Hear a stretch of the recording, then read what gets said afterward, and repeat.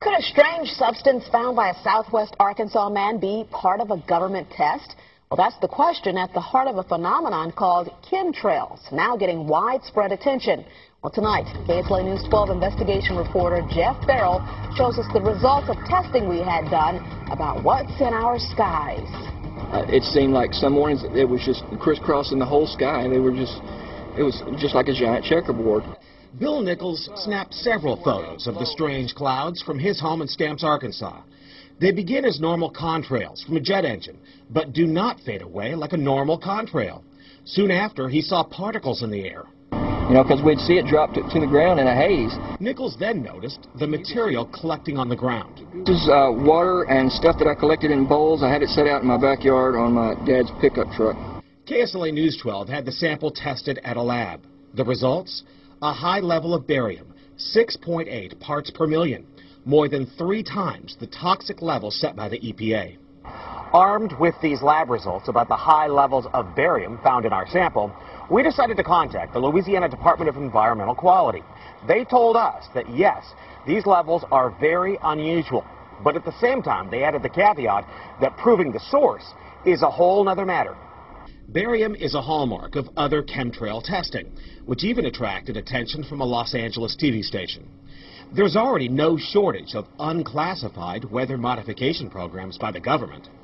But those who fear chemtrails could be secret biological or chemical testing on the public point to the 1977 Senate hearings in particular, which confirmed 239 populated areas had been contaminated with biological agents between 1949 and 1969. Later, the 1994 Rockefeller Report concluded hundreds of thousands of military personnel were also subjected to secret biological experiments over the last 60 years. But could secret testing be underway yet again? I'd rather it be something inert and benign, something that's, not causing any damage, but I'd like to know what it is. KSLA News 12 discovered chemtrails are even mentioned by name in the initial draft of House Bill 2977 back in 2001 under the Space Preservation Act.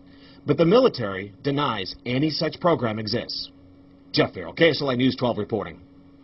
And, it turns out until 9 years ago, the government had the right under U.S. law to conduct secret testing on the American public under specific conditions.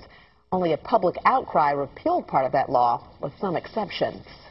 Now, Jeff's report mentioned high levels of barium linked to those alleged chemtrails. We wanted to find out exactly what effects barium has on the body.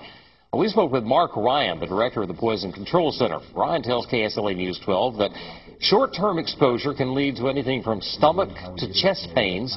Long-term exposure causes blood pressure problems. Ryan addressed concerns by chemtrail researchers that barium could be meant to wear down a person's immune system. Anything that causes ill effects in the body long-term chronically is going to affect your ability because it's constantly working on the body. So from that aspect, yeah, that's a potential. Ryan says he's conducted research on his own about secret government testing on the public, but he's still a bit skeptical about the alleged chemtrails, at least at the moment, because the Poison Control Center has seen no calls about exposure to barium.